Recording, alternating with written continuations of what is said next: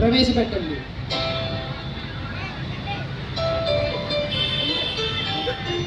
చెప్పండి.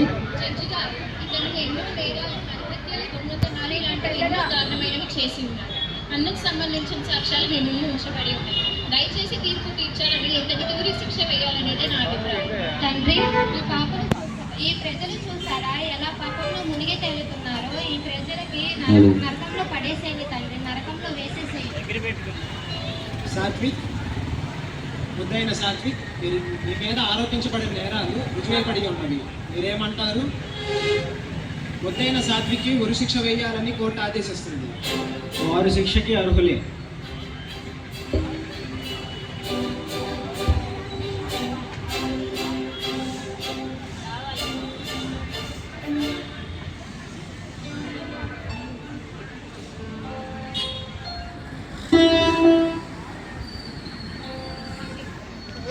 నువ్వెందుకు మొత్తం దిగావు?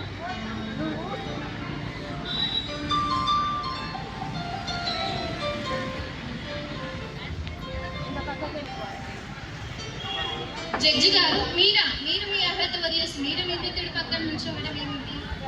లాయర్ గారు, నాదో చిన్న కోరిక. ఇతను నా కుమారుడు. నా కుమారుడు చేసిన పాపానికి నేను శిక్ష అనుభవిస్తాను. నా చివరి కోరిక ఏమిటంటే, నా పాపాన్ని, నా శిక్షని నా కుమారుడు స్వయంగా చూడాలి. అది నా చివరి కోరిక. తండ్రి, నా బిడ్డలు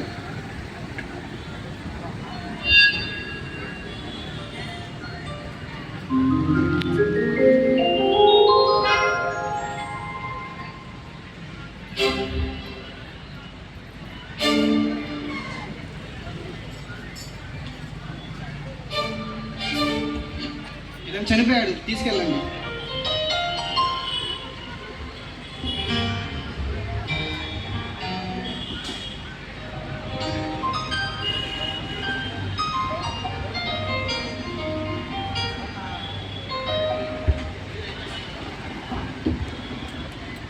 నా శిక్షను నా తండ్రి అనుభవించాడు. ఇక మీద నా బ్రతుకు మార్చుకొని ఆయన చూపిన మార్గంలోనే బ్రతుకుతాను. స్కిట్ అర్థం అవ్వలేదండి. తండ్రి ప్రేమ అర్థమైన క్లాస్ తోటండి. నేను చేస్తాను.